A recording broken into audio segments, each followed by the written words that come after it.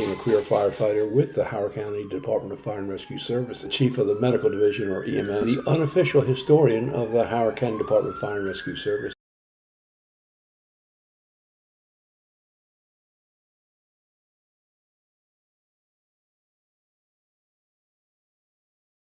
Reminiscing, my third 10 years in the Howard County Department of Fire and Rescue Services, Part 3, 1987 to 1996. This is the narrated version. The images are random and are not in chronological order. Note, if you recognize individuals in these photos or you were even on these incidents, please go ahead and make comments. Images were collected from newspaper articles, magazine articles, and departmental and personal photos. This I'm particularly proud of. An individual from MIMS had developed a timeline for the MIMS program from its inception until about 2010 or so. That's the bottom half of this image. He was kind enough to superimpose my career and involvement in the fire service. Started in 1968 through about 2020 or so, and was able to combine both timelines superimposed on top of one another. And I'm rather pleased with this, and actually have it framed and posted in my living room, showing my history and that of MIMS. A continuing saga through most of my career, that was EMS, the ALS program within the Howard County Fire Service, and had many discussions, many different opinions, many disagreements, and this is just one of them about the union and the chase car vehicle concept. Just a call I ran on January 4th of '89, a dump truck ran into a pole on Marriageville Road near the county line. The road was shut down for a little bit. Just an image. Actually, in January 6th of '80, Sean Kelly and I were just posing for an early image of their ALS program, with Sean working with a patient, me on the EMRC radio. You can see just in front of Sean the Menon Greatback monitor defibrillator. That thing was a hoss, but did get the job done for the years that we did utilize it, from 1974 to the early 80s. Lisbon Elementary School in January of 1991 caught fire. School was closed for a period of time. I believe the fire occurred in the utility closet, caused a fair amount of damage. As I said, the school was closed for a week or so. On this particular incident in January of 1990, quick ice storm developed, and on Marriageville Road near Route 40, two vehicles collided, a pickup truck and a car. Pickup truck sole driver, and the vehicle had 3 individuals in it. I had actually responded from Frederick Road, Route 144, down Marriageville Road to the incident, and the road was extremely treacherous. In fact, I cautioned all units responding to use due caution arriving on the scene because of the icy conditions. I did arrive on the scene. I assessed the driver of the pickup truck, who I classified as a priority 4 deceased, and the 3 occupants of the other vehicle, which is about 100 feet away, were all high priority individuals and were transported to various hospitals. On January 3rd of 1990, at the Enchanted Forest, Robin Hood's barn caught fire and burned to the ground. Enchanted Forest, I believe, had been closed for a while, but this particular fire was arson. Took several hours to control and extinguish. Again, just some images of what was left of the Robin Hood's barn.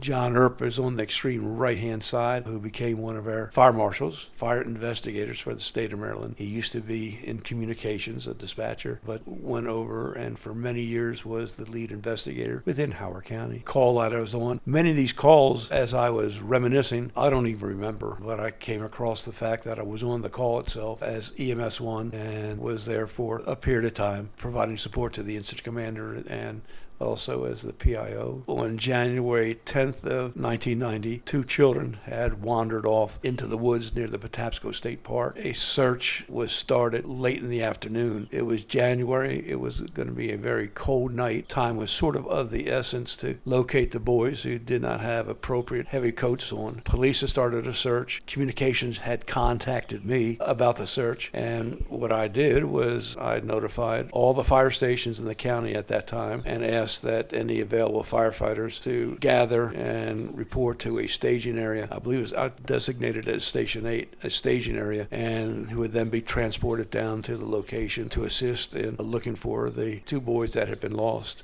Actually, by midnight, it looks like around midnight, we finally did locate both the first child and the second child, and the fire service personnel were put back in service. But I think I was able to assemble close to 100 volunteer firefighters to join in the search for the missing children. And I guess all is well that ends well. Again, just the search for the boys who were found eventually late in the evening. This is just an article about the lost boys by one of the parents, I guess, who are giving their perspective of that particular evening. January 11th, the same day, the same afternoon that the Robin Hood's barn caught on fire, there had been an accident right around the corner at Bethany Lane and Route 40 where a pole was knocked down, blocking the road. Several people were injured and had to be taken to the hospital. And hours after this accident is when the Robin Hood's barn caught on fire. This is just a follow-up to an incident that happened actually in the early 80s where a county employee had bludgeoned to death a young girl off of Church Lane Road, had killed her and threw her down a manhole cover into a sewer. And that was a call that homicide, that I was the first emergency service person on the scene. The individual was taken to custody and, as we can see, was sentenced to life for the homicide. As I was reminiscing incidents that I've been on in the past, I was surprised at the number of homicides that I actually responded to and was on the scene of. As I kept reminiscing and searching, like I said, probably at least 10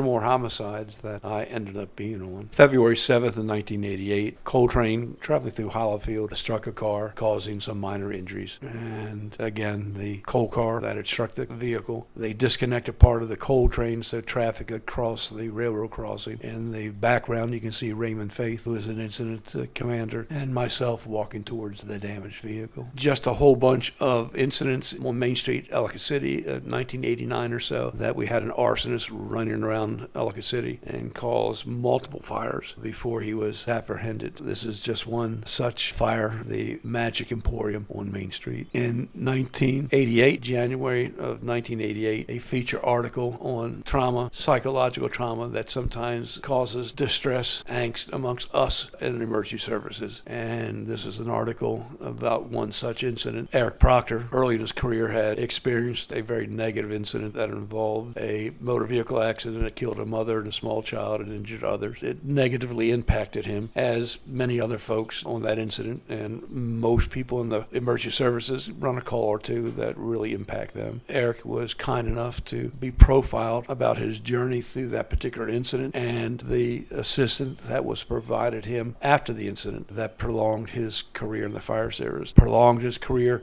to the point that he became ultimately a deputy chief before he retired from the Howard County Fire Service many years after this, just proving that you can go through a particular traumatic incident that may cause you to take a step back or two as you reflect, but with the appropriate support, you can have a long career. Dr. Jeff Mitchell was the individual that created crisis management, debriefings, diffusings, etc., and is truly being credited for salvaging many individuals and allowing them to continue with their careers for many years to come. Just a fender bender on Interstate 70 underneath the Route 40 overpass at the 70-40 split, tractor trailer overturned, slid sideways up to an abutment of the bridge, the ramp over top of 70. This is just an incident, February 2nd of 89, of an individual, a 17-year-old that was struck and killed by a car while riding on Frederick Road, Route 144, just east of the West Friendship Fire Station. This is about the third or fourth incident that I had run where an individual was struck and killed while riding a bicycle in western Howard County. Because of the number of incidents in western Howard County and in a couple other areas of Howard County, the school system took it upon themselves to have a campaign to promote bicycle safety and bicycle helmets to be worn. And there's a big campaign to require youngsters to wear helmets. I believe there was some sort of resolution in the county council to push forward that individuals must wear a bike helmet for their safety. I was asked to support the concept. However, I told them that I could not support it because there was no education. There's no education connected with this. Yeah, wear a helmet. I wanted an educational program in elementary schools to take a half hour for, we'll say, all second grade students or third grade students, it didn't matter, to sit through a half hour, 1 hour bicycle safety program about the do's and don'ts of riding a bicycle, the safety features, where to ride, not to ride. I felt very compelled to say that one half had to go with the other, and just to do one half was insufficient, and therefore I could not support the bill as written until such time that they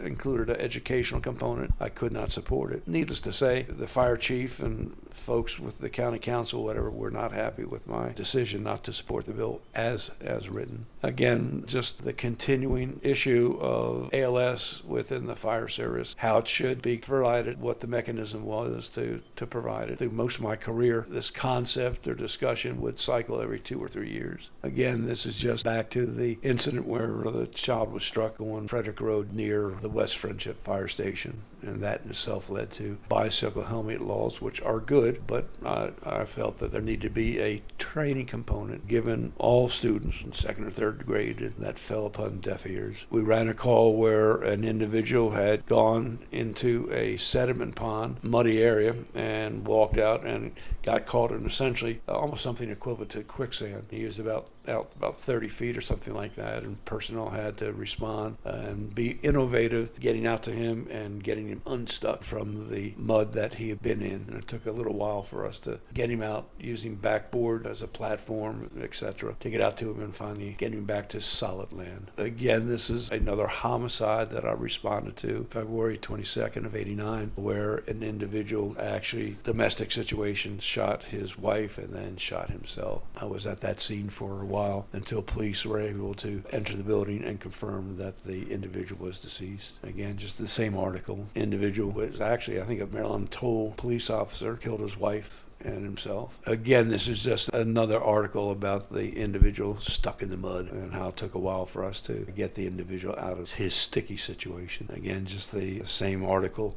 about the individual who killed his wife and then himself in a domestic situation. This was an incident in March of 1991 on Centennial Lane, almost in front of a Centennial High School. Student was driving to school with a friend and leaving one of the developments, pulled out in front of a pickup truck and was teed into. I was actually on my way to work. I was at Centennial and 40 when the call came in. I ended up being the first one on the scene and determined that the driver of the pickup had minor injuries, but the teenage driver of the vehicle had serious life-threatening injuries, as well as the passenger was able to relatively quickly get all resources responding to extricate the patient and get them down to definitive treatment. I believe at Hopkins is where we may have sent the driver to, and she succumbed to her injuries. Again, just a continuation of the article, and both were taken, both the young ladies, Centennial High School students, were taken to shock trauma, and said the driver eventually succumbed to her injuries. Just additional, in March of '89, just additional information on arson fires on Main Street when we were going through a series of arson fires up and down Main Street. March of '93, it looks like, we did have a small earthquake, 2.0 earthquake on the Richter scale that many people felt throughout the county. Communications got quite a few calls about it. There was little to no damage, although many people did feel the shake, rattle, and roll for the earthquake itself. Another article or continuation just showing where the tremors, as they were called, and still another article about the mild aftershock rattles Howard County. On March 28th of 1996, Elk Ridge's Squad 1, was responding to a fire call. An individual that was driving in front of him made an erratic move. The driver of the squad did a defensive reaction to miss the car, but ended up driving off to the right-hand side of the highway and into some trees. As you can see from the photos, that the vehicle was heavily damaged. In fact, was actually totaled after this incident. The officer sitting in the front right-hand seat was trapped in the vehicle, not because of the crushing of the front end, but because his boot, the steel sole in it, had been trapped. When the floor crumbled, trapped his boot. He wasn't injured, but he just couldn't get out. And he commanded the incident for about 2 minutes from the front seat until he finally had to pass command. Another interesting thing about this call, this was the last major call that I responded to before I retired on April 8th of '96. Ivan Alexander was the driver. Joe Slavatinik was the officer. And in the back of the squad was Dan Casey as a firefighter. Dan did end up having a significant leg injury and was transported to St. Edgar's Hospital.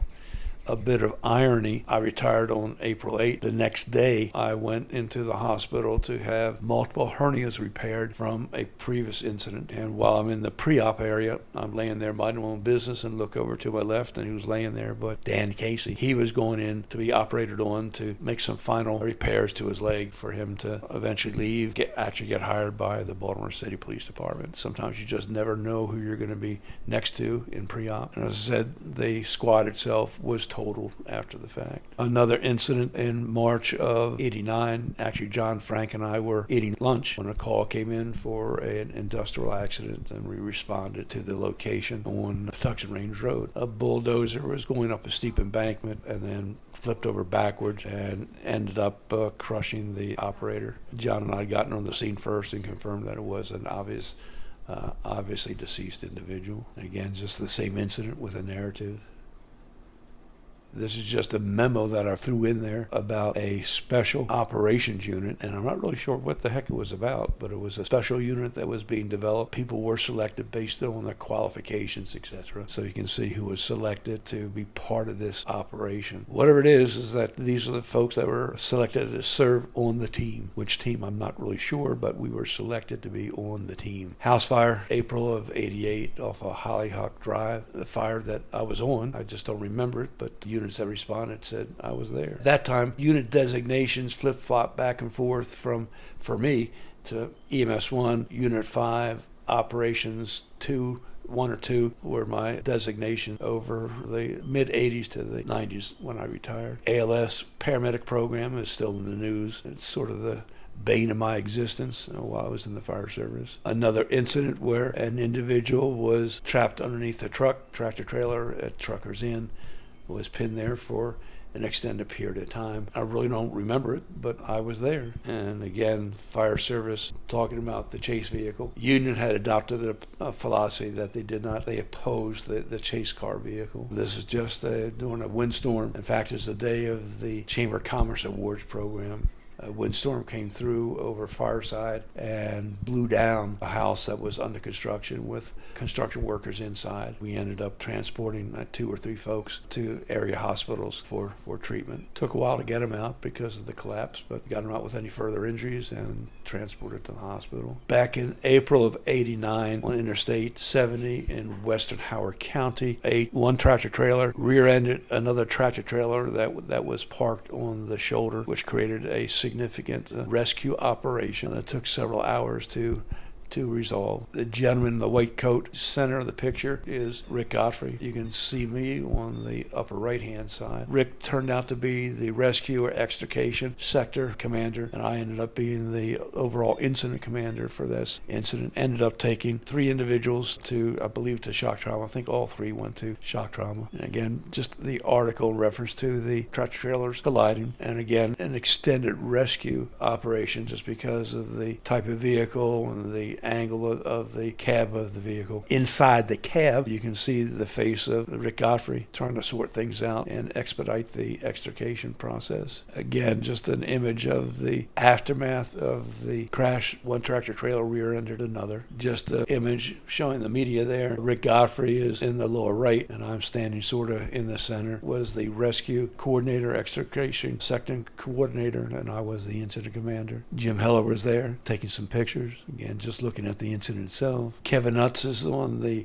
right-hand side, who was a contingent paramedic at Lisbon, went on to become a state trooper. And in the rear left is Don Kelly, who was a volunteer at Mount Airy, became a career firefighter, career paramedic and officer in Anne Arundel County. And a cute side note is that on a given day, he was working at a fire station and call came in. His crew got the engine ready to leave. They were waiting for him as the officer to get in the front seat. He didn't show up. They went looking for him, and there he was in the locker room or the equipment room, laying on the floor in cardiac arrest. The 2 firefighters initiated care, requested a rescue alarm. They got there, and by goodness gracious, they got him kick-started, and he went on to finish a distinguished career with the Anne Arundel County Fire Department. A 6-hour rescue. Cave-in are always interesting and somewhat dangerous. This particular call was Mount Albert Road, where a construction worker had been in a trench adjacent to the house. It gave way, trapped him from the the waist down, and it took about 6 hours to get him out safely. Again, just another continuation of the article about the 6-hour rescue. Back in 1991, Elk City ran a call for a patient having chest pain up in Normandy Woods, Normandy Heights development. They got there, and the patient was in cardiac arrest. Personnel feverishly worked on the patient and resuscitated him, taking him to the hospital, and he was finally discharged from the hospital. Back in the day, semi-annually, I would sponsor or hold a ceremony recognizing the gift of life recipients, individuals in the fire service who unquestionably had saved a human life. And this is saved a human life that were walking, talking, saved. And also threw in there any stork awards that had occurred during the same time where crews had delivered a baby. And I felt those two events, the Gift of Life Award, Stork Award, were just good media programs to highlight and spotlight the efforts of Howard County Department of Fire and Rescue Services personnel. The story is that we had resuscitated Mr. Kwanzi several months later or so. He'd been discharged from the hospital. We were now going to have our Gift of Life ceremony, semi-annual ceremony, and I can still remember to this day where it was being held in the George Howard building in the council chambers. People were starting to file in. I was down in the pit with Chief Mickey McBride and also Charles Ecker, the county executive. And while I'm standing down there, I look up to the top, and who's standing there but Milton Kwanzi with his family. So I excused myself from the chief and the county executive. I went up to talk to the individual and just introduced myself, and I thanked him for coming. And I said, all you need to do is I'll escort you down to your seat. You just need to sit there, and when we announce your situation, all you need to do is just stand up, and the personnel that were there to assist you will be there with you, and we'll do a little ceremony. Anyway, while I'm standing there talking to him, all of a sudden he just, ooh, dude, are you okay? Yeah, I guess so. And, well, okay, and again, there's going to be nothing to this, and ooh, dude, what's going on? He said, well, all I know is that when I went to the hospital the first time, they implanted an automated defibrillator, and I think, oof, it's going off right now. Has it gone off before? No. Oof. So I summoned, the fire service personnel that were there. Let's go ahead and get Mr. Kwanzi, out of the hall here. You deal with him. I'm going back downstairs and tell the executive and the fire chief we're going to have to delay the ceremony a couple minutes because Mr. Kwanzi is having a medical emergency. So I go back up to the top of the stairs. He's not there. I look out in the hallway. He's not there. I make a left-hand turn heading down to the county council offices. And before I can even get into the offices, all I can hear is, and a 1, and a 2, and a 3. They're doing CPR on the dude. Holy mackerel. I look in there, and sure enough, he's in cardiac arrest again, surrounded by personnel. In fact, surrounded by even some of the first personnel that helped me out the first time. So I said, I'll be back with you guys in a moment. I went back in, went down, and talked to the executive and the Chief McBride and said, well, it's going to be a little bit longer because Mr. Kwanzi just went into cardiac arrest. And now, I see the career dissipating in front of me. I go back up to where Mr. Kwanzi was. As I'm getting to the top of the steps, here comes a stretcher down with Mr. Kwanzi on the stretcher and the EMS crew pushing him along. Now they're just ventilating. They got his heart kick-started, and I think they're just a supporting bag valve mask.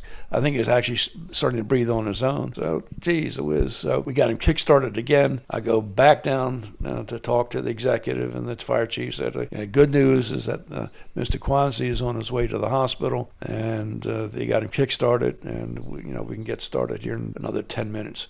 I can still remember that as the mob is transporting the Mr. Kwanzi out to the waiting ambulance, one of the folks, and I think it was one of the folks that was on the first call, comes up to me and says, are we going to get another Gift of Life award for resuscitating him a second time? And I think my words were, don't press your luck. And again, just a continuation of the article that a man is saved twice. We weren't going to go for the third time. This was an accident on May of 93 on, again, Wells College Avenue. Guy was doing 80 or so on a road that's posted for 30 miles an hour, lost control of the vehicle, hit a tree, and there's at least one fatality from that. I was actually returning from Baltimore City from a conference that I was sponsoring and got there, and again, yet another fatality on College Avenue. This is an interesting call at the Patuxent Institute, and an occupant, apparently, don't know whether maybe an occupant or construction worker, started a fire of mattresses inside the prison. And I mean, heavy smoke was coming out of the building. Even when I got there, smoke was coming out. I thought for sure that we're going to have multiple fatalities this incident. For those of you who have never been to a prison, either as a guest or an occupant, to get into the prison is an adventure in itself. You can never open two sets of doors. You open one door, get into a holding area. They close that door behind you, and then they open up another one, and you can pass on through. Bottom line is you can't open both doors at the same time, which is very detrimental to fire service coming in to try to drag hose lines in, get people in, people out. When I got there, shortly after the call came in, I wanted to have at least one or two EMS units on the scene, because I was truly thinking we're going to have some fatalities, and went to the incident commander, whoever that was at that time, and said, I'd like to have a couple ambulances just standing by. And he said, well, no, we can't, because all the Howard County units closest to stations, they're not going to be able to get an ambulance out because they're all here on fire equipment. And I said, well, let's call mutual aid. And they, no, we're just going to hold it with what we have. And I'm thinking, man, what are you thinking? Let's prepare, plan for the worst and hope for the best. And then somehow or other, I don't know whether Engine 29 from Jessup was there. I think I might have gone up to them and just asked them, can you have Anne Arundel County send at least one EMS unit over here, so we have at least one unit in case all hell breaks loose with people that were breaking out of the building. As it turned out, by the grace of God, none of the occupants needed to be transported, and we just dodged a bullet. But there was a disagreement between myself and the incident command on trying to be proactive and having some EMS units standing by. And I guess it's just we just didn't see eye to eye over that. And again, just an additional article on the fire itself at Patuxent Institute. Again, the continuing saga of paramedic program, pay, ALS units, etc. This is going back to that incident on Interstate 70 with the tractor trailer that rear-ended the other tractor trailer. This is just talking about in 1991, in a short period of time, from March to May, there have been 3 accidents in which multiple people were injured. One accident injured 12, one accident injured 11, and the other accident injured 20 people that had to be transported to area hospitals. On May 18th of 93, another interesting situation. Reportedly on Dorsey Road near the Anne Arundel County line, supposedly a individual had seen, after a severe thunderstorm and flooding in a creek behind a couple houses, had seen a infant carrier with an infant in the infant carrier being carried down the stream in the flood. Went past a house and then out of sight. Individual called it in as seeing a child floating down the stream in an infant carrier. Bottom line is that full assignment went out. We were searching for the child for quite a while, and around 3:30 in the afternoon, finally the search was called off. We couldn't find anybody. The next day, Rick Godfrey and I went down to assist with a land search and oversee a land search by trained dogs that were now going to walk the entire creek from Dorsey Road and the Anne Arundel County line and follow it down to Deep Run Parkway, a mile or two down the stream in some rather rugged terrain, etc., with stickers. A funny thing was that Rick and I decided we would pull into just inside Anne Arundel County to a building that had been a 1 or 2 room schoolhouse, but was essentially not really being used for much of anything. And we went in there to set up air operation. We also knew that the media would be coming, so it was just a nice location to be in, that we could park there out off the road, and the media could park there. We've been there for about 15, 20 minutes. Walking around from the back of the building comes walking some big, tough-looking guy, scraggly beard or whatever. I mean, a mean-looking son of a gun, walking up to us. He says, hey guys, do you mind? Can you set up somewhere else? This is a staging area for us to be running a undercover or narcotics operation. We're all state police officers back here, and we're trying to keep this as a hidden location. And with you all being out in front with TV crews, etc., is not going to help us. So can you all move? And we did. So that was a little bit of firehouse humor. And again, this is an incident that happened in May on Triadelphia Road. An individual ends up shooting a total of 6 people, at least 6 people, killing 1 and injuring 5 others. I responded. By the time I got there, Mark New from Station 3 had already done his thing as far as triage, setting up treatment sectors, etc. Started working out on the most serious injury. By the time I got there, they asked him, what could I do? And he said, on the other side of the road is at least one person. Could I go over there and start treating him, which I did. So again, another homicide situation that I responded to. And my hat is off to Mark New for assessing the situation, triaging, and getting things all set up for appropriate transport of the patients and victims. Again, just a continuation of that homicide. This is the situation back on March 22nd of '89. House fire, Globe Drive, off of Lombardi Drive. Call came as a house fire. I happened to be right in the area and responded. I arrived on the scene first, and there was fairly heavy smoke coming from essentially the basement area. I talked with the homeowner, who confirmed no one was in the house. We walked around to the back of the house, to the basement entrance, and he showed me where the fire had started in his tool room or his workshop, and showed me where that was. I came back, I gave a status report of the incident. When the first arriving unit came on the scene, I walked with that engine company officer back to the rear of the building and to show him where the homeowner said that the seat of the fire was, and then walked back up. By that time, either Chief Klein or Chief Faith arrived on the scene, and I transitioned with them, transferring command to them. Shortly after that, we got a call of a very serious accident on Route 29 near Route 40, and I decided, well, that's more interesting, so I'm going to go there. What it was with that second accident on 29 was that you had two off-duty Baltimore City police officers and a brand new Corvette that had been coming south in 29. Somehow or other, they lost control of their Corvette, went across the highway, and struck, I believe it was a pickup truck, head on. Police officers had some moderate injuries, but the pickup truck driver had some very, very serious injuries that had to be extricated. Again, just the incident itself, and then folks loading one of the patients into the helicopter from that accident. Again, this is just that all back on Globe Drive where the house fire occurred in the basement. I was first on the scene. Actually, a bit of trivia, this was the ex-home of ex-police officer Ed Pauls from the Howard County Police Department. That was his childhood home that he had grown up in, and his dad was there, and his dad did okay, but the house did have some significant damage. Again, this is just that tractor-trailer accident on Interstate 70 where one tractor-trailer rear-ended the other. Again, back to the ever-present chase car ALS program and the debate and discussions. This was just a call in June of '89 where a construction worker had fallen and injured himself in the Dorsey Hall area. I know that at that time, ALS provider Dan Merson was the paramedic in charge of the patient and flew him to shock trauma. But I'd gotten there and assisted with patient care. This was another tragic situation.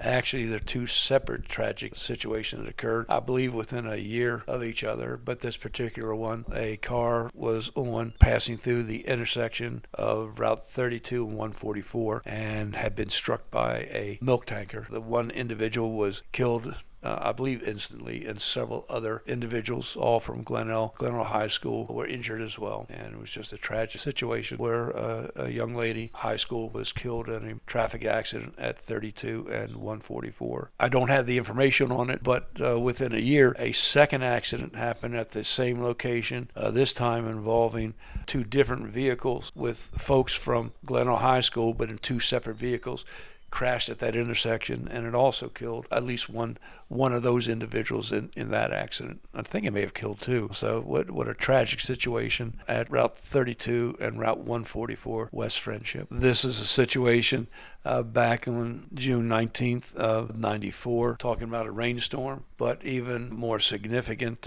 was that a lady was riding on Route 94, had just crested a hill that had a slight curve to it. A car coming up behind her, the hill, and started to make the curve on the hill. Didn't see her until the last second, struck her, and she was killed. This was of significance that this was the first traffic fatality that one of the young volunteer firefighters from Lisbon had seen and been involved in. And I remember going up to talk to him about the incident and providing some crisis management services. He himself went on to a storied career in both EMS, became a paramedic eventually, and in law enforcement as well. But he'd been in the fire department not very long and had that tragic incident unfold right in front of him. This was a chemical spill that occurred at Truckers Inn. I don't remember being on it, but I was. Apparently we were there for quite a while trying to resolve and clean up the hazardous material situation. This incident on Old Frederick Road occurred the evening of the Tracy labor van call. I'd gone to the Tracy labor van incident in the late afternoon, was there, handled that, and I went to a meeting down at MIMS, and then on the way home, this call came in, and I stopped by there to render assistance. This is just a tongue-in-cheek newspaper article that I was involved in discussing birds' nests and lights and the fires that they cause. Every now and then when I was dealing with the media, if I could make a funny, I would, and this is my attempt to make a funny about bird nests causing fires. This is another incident, again, this is at the same Truckers Inn incident that I had responded to on June 24th of 90. This was on June 30th of 1988, a structure fire on Little Production Parkway. Again, I really don't remember it per se, but I was there. At that time, my unit designation was Unit 5. On the right-hand side is interesting. These are the statistics for calendar year 1987, and you can look at the total calls, fire loss, etc., total responses of some units, compared to the activity of today in the fire service. I mean, these totals are almost laughable by what the volume of calls that crews run today. Total of 19,000 total calls, fire, EMS. Busiest EMS unit was Station 7, 2,500. Medic unit, 1,300 from Station 9. Busiest station in the county of combined fire and EMS calls, 2,342. I don't even want to venture a guess as to what the total numbers are today for those same units, but it's certainly got a tad bit busier. On July 1st of 90, an individual was going fishing in Centennial Lake, capsized, was not wearing a life preserver, and went beneath the surface of the lake. We were called to respond. I was the incident commander for the first day that we tried to perform a